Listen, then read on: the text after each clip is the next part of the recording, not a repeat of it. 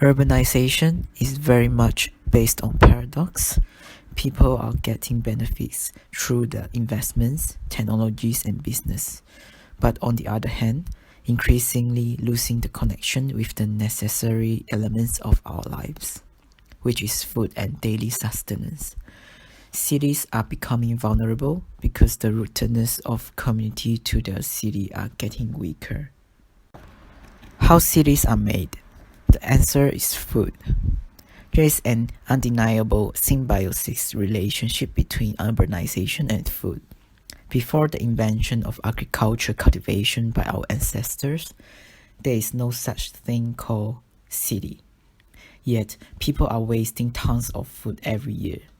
Food waste in Australia are costing around $20 billion each year to process and manage. Nowadays, cities are immobile to changes such as climate, communities, and technologies. Meanwhile, food crisis is becoming an issue globally. With the increasing demands from the society, government is putting focus more on inventing biofuels rather than taking more care on the low productivity crops issue caused by the ever-changing environment. The project explores the flexibility a system in architecture can provide for a community, at the same time creating a platform for food to form a healthier life cycle. The site sits at the existing Newcastle City Farmers Market, which held every Sunday. The stallholders are selling fresh-grown products from their farms, self-crafted artwork from scratch, self-made pasta, fresh-made bread and pie, and many more.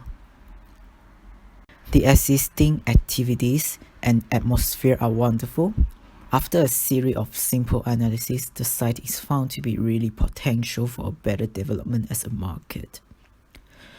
To understand better of how the market works, precedence is done by breaking down the elements can be found in the market.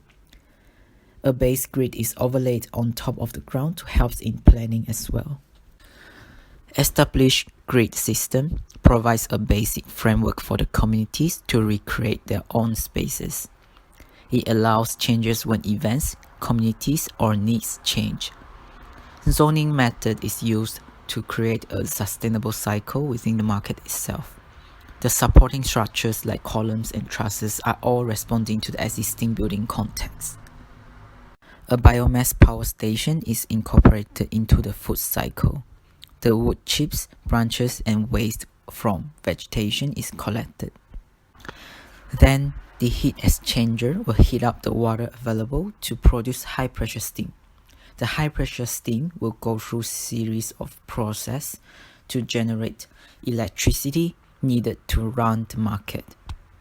The combustion gases from burning the biomass will go through the flue gas cleaning chamber and released as CO2 reduced gases.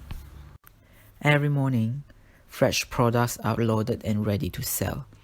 The market starts filling up with crowds, the noise of bargaining goes on, and everyone is happy with the freshness of products. People can go to the food court and let the cooks prepare the dishes with fresh products they just purchased.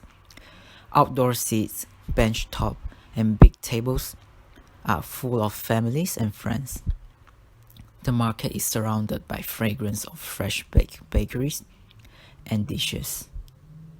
All the waste and biomass are collected and used in power generation. Nothing goes wasted, and that is what I call happiness. What I'm trying to emphasize is food is an extremely powerful and conceptual tool for design. We need to foresee the future through food. Food is not just a plate of ingredients being thrown together just to fuel your appetite. It's about the social life evolved around. It is a metaphor of culture which brings people together. We are all very aware of practical things like how to mass produce and transport them efficiently, but we never thought of why are we bothering. If we value food as much as how we value our life, we can prevent unproductive blocks of building and big metropolitan. They will become more as a part of the sustainable production framework and symbiotically connecting to every element in our life again.